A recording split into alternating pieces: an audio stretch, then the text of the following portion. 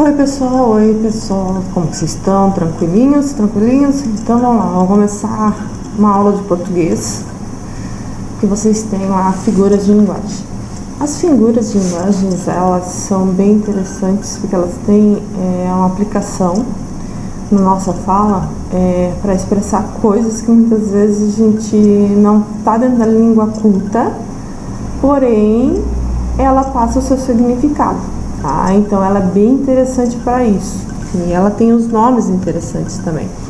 Então uma definição bem certa do que ela é, então ela chega a ser um recurso de expressão que é muito usado por alguns escritores e ela amplia o significado das coisas, dos textos, das falas também, né, da fala oral nossa.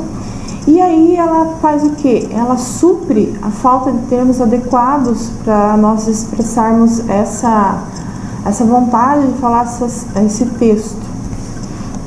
Então, uma figura de linguagem que temos é a comparação, que é a primeira das que nós vamos estar falando agora.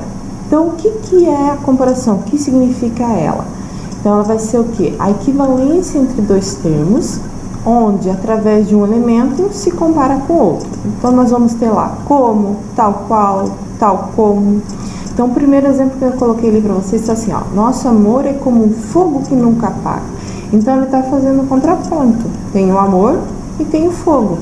Aí pensando literalmente, o amor é um fogo, está pegando fogo, vou ter que chamar o bombeiro. Tá? Então ele está expressando uma coisa que normalmente na língua portuguesa nós não conseguiríamos estar expressando dentro da língua culta. Outra coisa ali que nós temos, eu coloquei, ela é linda como uma princesa. Então está comparando a beleza dela, é tão bonita que parece uma coisa de contos de fadas. Então essa forma de colocar a frase, ela fica feita como uma comparação. A outra forma de figura de linguagem que nós temos é a metáfora, tá? Ela é também uma forma de comparação, mas a gente não tem o elemento comparativo, tá? Ela faz essa comparação através do quê? De uma associação de ideias. Então, por exemplo, eu coloquei ali, ó, seus olhos são duas jabuticabas.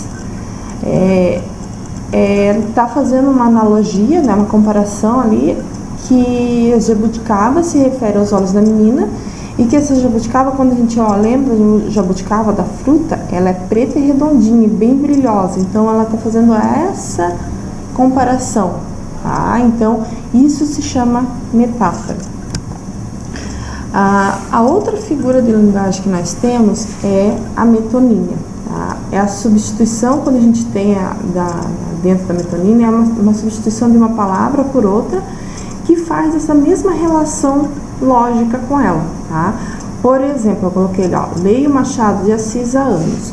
Quem foi Machado de Assis foi um grande escritor dentro da literatura brasileira. Então, ele já se subentende que ele lê esse autor. Outra ali, ó, vamos comer a McDonald's. Literalmente, a gente pensa, vai comer a pessoa? Não, a gente já sabe que McDonald's se refere a um local de alimentação. Então, por isso, a gente já fica subentendido, tá? Então, houve a substituição, ó, vamos comer um lanche, a gente já coloca, vamos comer um McDonald's. A gente já sabe aonde vamos, tá? Além disso, tá? Nós temos a catacrese. Que nome estranho, né? Mas o que é essa palavra catacrese? Tá? É a mudança de uma palavra para designar algo ainda não denominado. É aquelas pequenas palavras que nós falamos para substituir, por exemplo, asa da xícara, céu da boca. Céu da boca, céu não é em cima, não é azul, da boca, a boca tem céu. Dente de alho,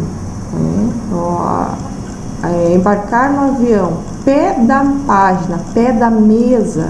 Mesa tem pé, tem dedo. Manga da camisa, manga, camisa tem fruta na manga. Então, isso é catacrese. É uma forma também de figura de linguagem. Além dessa, nós temos o eufemismo, tá? Eufemismo é aquela forma de você expressar coisas fortes e desagradáveis e suavizar elas, tá?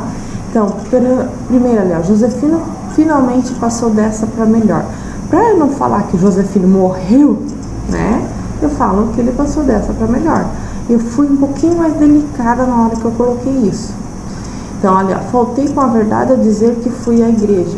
Eu só simplesmente falei, eu menti. Então, eu, ao invés de falar eu menti, eu coloco ali suavizando isso. Quando eu faço essa forma de falar, eu estou fazendo um eufemismo. Ironia, quando a gente é irônico, tá? A gente fala isso quando a gente quer fazer uma expressão exatamente contrária do que nós estamos falando, tá? Esta mesa está tão limpa que criou uma toalha de poeira, tá? Estou comparando que está limpa, mas tem uma toalha de poeira em cima, então eu estou falando uma coisa totalmente contrária do que é verdade. Você é tão esperto que não consegue conseguiu trancar o próprio carro com a chave dentro. Está chamando o cara de esperto, mas ao mesmo tempo está chamando ele de não tão esperto assim por ter trancado. Então, isso se chama ironia. Então, isso é irônico, ter contraponto, tá? Ser contrário. Antítese, tá? Oposição de dois termos na mesma frase. Oposição, então, o amor e o ódio. Ali, ó. O ódio e o amor andam de mãos dadas. Bonito para alguns, feio para outros. Então, esse aqui é a oposição um ao outro. Hipérbole. Essa palavra hipérbole, vocês vão encontrar ela tanto no português como na matemática. Não vou entrar em métodos dentro da matemática agora, tá? Mas provavelmente vocês daqui a pouco vão encontrar a hipérbole também na matemática. É exagero de expressões ou sentimentos. Exagerado. Eu já te falei 1000 vezes que não é para fazer isso. Até parece que você ficou falando 1000 vezes, não faz isso, não faz isso, não faz isso. É exagero, tá? Então, esses exageros de expressões são chamados de hipérboles. Fiz uma compra pela internet e a encomenda demorou 300 anos para chegar. Até parece que 300 anos atrás a internet existia.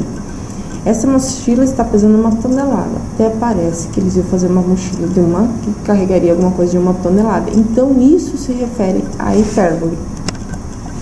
Prosopopeia. São qualidades humanas atribuídas a seres inanimados. Também pode ser chamada de personificação. Tá? Então, o que ela trata ali? Hoje até o sol está mais feliz. Então, eu estou fazendo com que o sol vire um personagem. Essa geladeira está cansada de trabalhar. Eu estou dando vida, estou falando que a geladeira também trabalha. Então, quando eu faço essa personificação, eu estou falando da prosopopeia.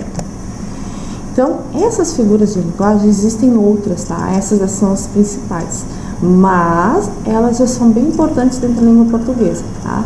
Então, desejo a todos uma boa semana, um bom dia e até a próxima. E eu deixei uma frasezinha ali para vocês verem que isso aqui também é uma figura de linguagem. Até mais, galerinha!